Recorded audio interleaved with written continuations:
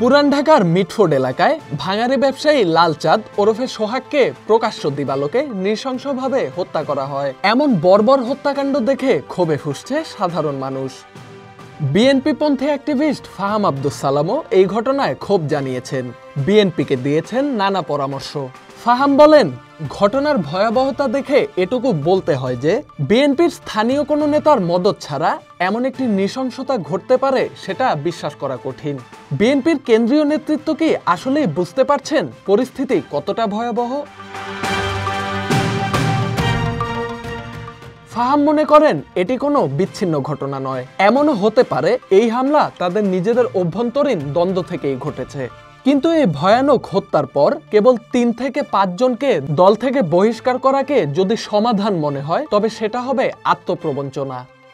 বাস্তবতা হলো দলের নিচের স্তরে কোনো কার্যকর নেতৃত্ব, নিয়ন্ত্রণ কিংবা জবাবদিহিতা নেই।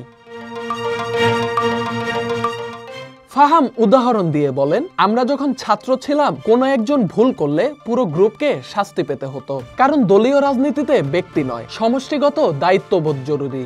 সেদিক থেকে ভাবলে আজকের এই নৃশংস হত্যার দায় একটি বৃহৎ গোষ্ঠীর ওপরেই বর্তায়।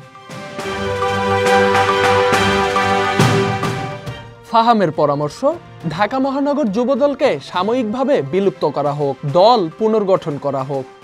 বর্তমান কমিটির ওপর কেন্দ্রের কোনো রকম নিয়ন্ত্রণ নেই, এটা বাস্তবতা। শুধু বাহ্যিক তদন্ত নয়, সততার সঙ্গে নিজেদের রাজনৈতিক ও সাংগঠনিক ব্যর্থতাকে স্বীকার করতে হবে।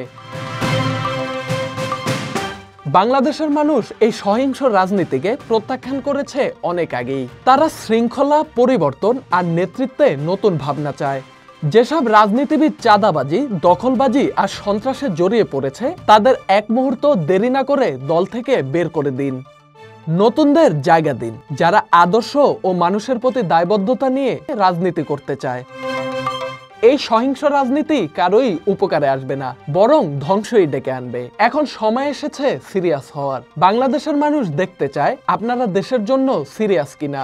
এখনই সেই প্রমাণ দেওয়ার সময়। Dhaka express desk report.